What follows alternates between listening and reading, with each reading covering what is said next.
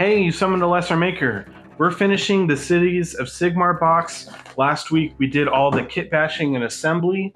We also made some models from scratch, like this Blessed Phalanquin and the Fusel Major on Ogre that haven't been released yet. Oh, as well as the Gunners. Last week we did a prime of purple. This was a gloss purple that I got from Lowe's, as well as a Seafoam Rust-Oleum paint from a Zenithal. I did a clear matte coat just to make sure that any paint I apply onto it now will make sure it like sticks really well. Last time I did a scheme like this. I did a Mordheim warband for some ghost pirates. I really loved it and I wanted to expand on it. And this seemed like a perfect opportunity to do that. We're going to start off with a couple test models. For the bone and the skin, I decided on bone white from Vallejo. For the metals, I decided to go with a mixture of 2 drops of plate mail from Army Painter, drop of purple speed paint, and then another drop of rough iron metallic paint. The mixture of that kind of gave off a heat-treated metal color before it gets polished back to a chrome finish, and I thought the purpley look of it looked a little more towards the Lethis army rather than some of the other options that were in the box. You might notice that I didn't apply any decals for the shields, and the reason for that is I made an STL that I could just super glue onto the shields. And if you want that STL, it's free on Patreon. All right, so for these next two, I did a dry brush of yellow and lighter blue. I didn't end up liking these two options. They ended up washing out the vividness of that blue undercoat. So I just decided to go with the straight prime for these. The nice thing about that was I didn't have to go through each model individually and dry brush them. So it did save me some time and it gave me a better result. And then here are the options. You can let me know what you like better. I still wanted to add a bit more contrast, so the way I did that, instead of adding highlights, I just decided to darken recesses. So I have a dip wash, and for the bigger models I had to sponge it on, but the dip wash added a bit more contrast, and whenever it got onto parts that I really wanted to stay vivid, I just dabbed it off with a shop towel, or a washcloth works perfectly fine too. This definitely added a bit more contrast, and this is exactly what I did with the Ghost Pirates Warband, so that's why I didn't do a test model with this option. I do think this darkened it a bit too much, so that's just something to keep in mind if you're trying this at home.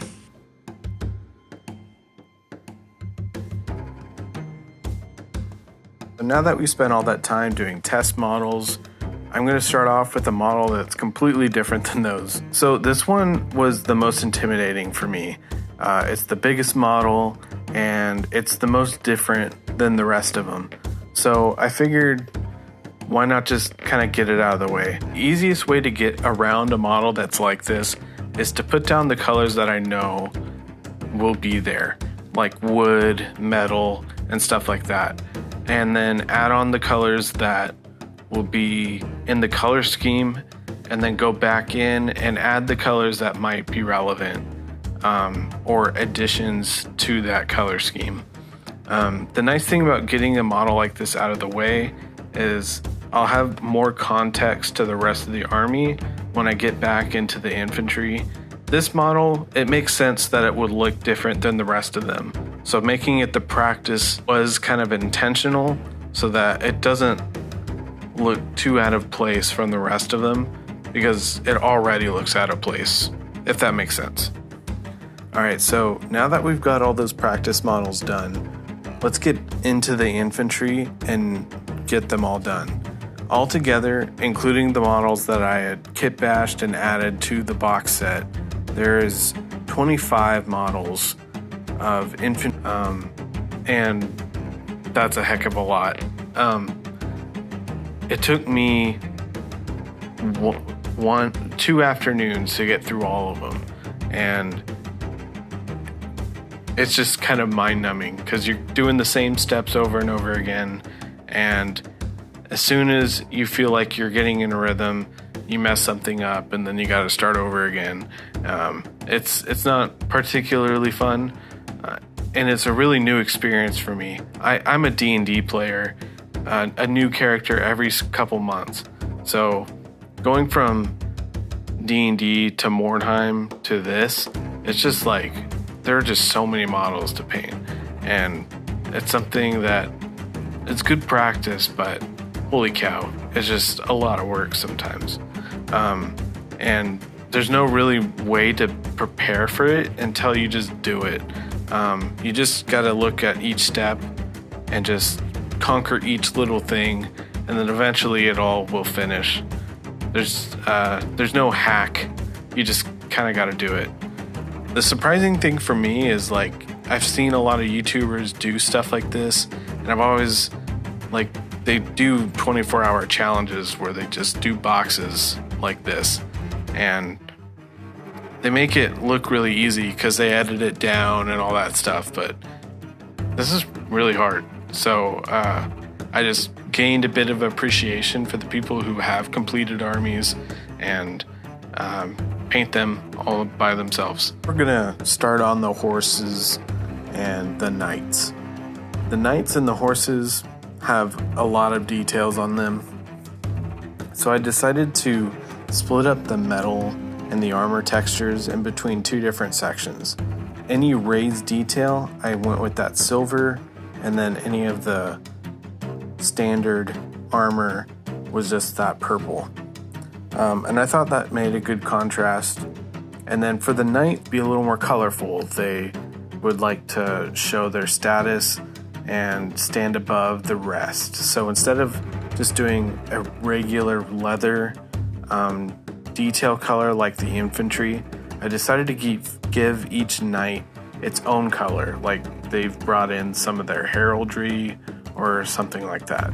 So that was the kind of the idea. This first one, I went with a pinkish purple, and I think it turned out pretty good.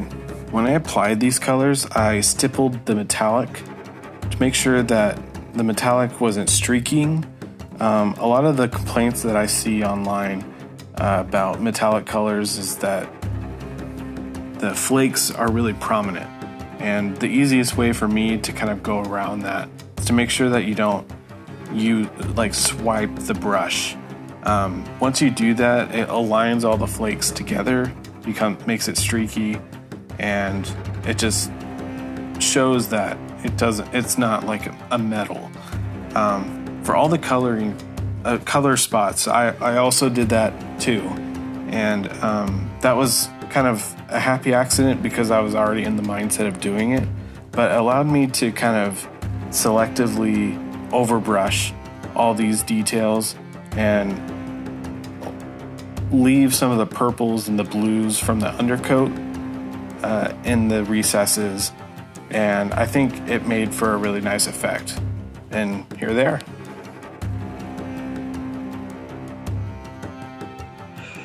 All right, so I am 2/3 of the way done with this army.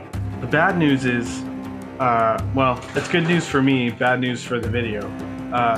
My twin brother is coming down from Oregon. It's kind of an impromptu visit.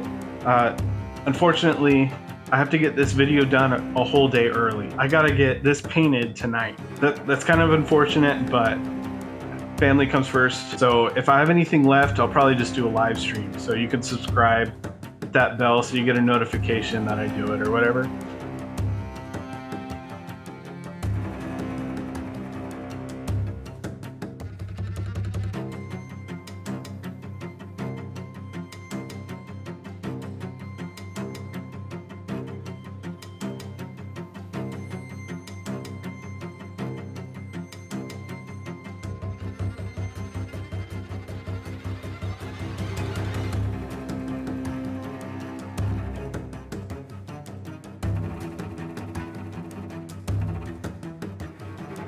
While we're closing out, I'm going to thank my Patreon members, Leroy, Moonbad, Feder, Caracal, Old School FRP, Burning Heart Custom Creations, and then we got 3 new patrons this week, Jared Watchell, James Miller, and Anders Russell. Thank you guys so much. Let me know if you have any suggestions for the next STL pack.